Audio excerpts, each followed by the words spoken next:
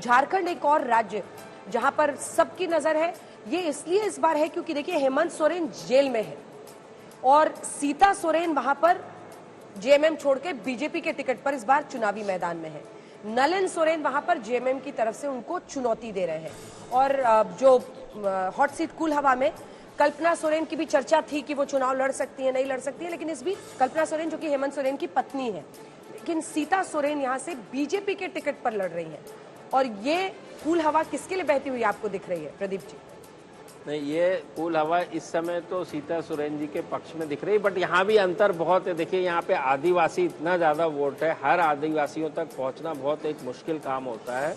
इस सीट पर भी मुश्किलात होती हैं पहुँचने के लिए, लेकिन कूल हवा हम ये कह सकते हैं कि बीजेपी के पक्ष में दिख रही है। पर इसमें अंजना एक मुद्दा ये भी उठता है, देखिए वो सारे नेता जो जेल गए उनमें हेमंत सोरेन भी हैं जो जेल गए। जेल जाने पर किसी को फायदा होता है और किसी को फायदा नहीं होता है, लेकिन हेमंत सोरेन को हम देख रहे हैं कि जेल जाने के बाद से उनकी पार्टी ने लोकसभा में बहुत अच्छा प्रदर्शन किया। आपको ऐसा लगता है कि जेल जाने से उनके प्रति एक सहानुभूति आई है?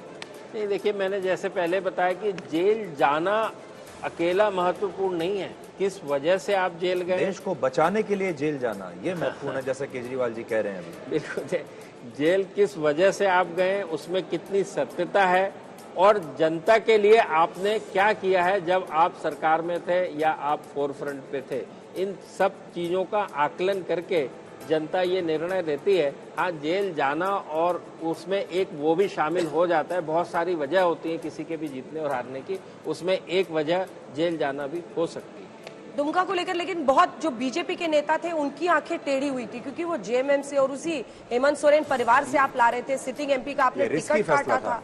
फैसला ऐसा है, लेकिन और कई आरोप भी हैं। अब इन सब के बीच आपने उनको टिकट दिया, लेकिन देखिए अब अगर ये जो बता रहे हैं प्रदीप जी होता है तो ये भी दिलचस्प होगा देखना। हार और जीत अंजना यही होती है, अगर ये जीत गए तो कहा जाएगा कि ये मास्टर स्ट्रोक है और अगर हार गए तो कहा जाएगा कि ये बहुत बड़ी गलती है। बिल्कुल चूक हो गई।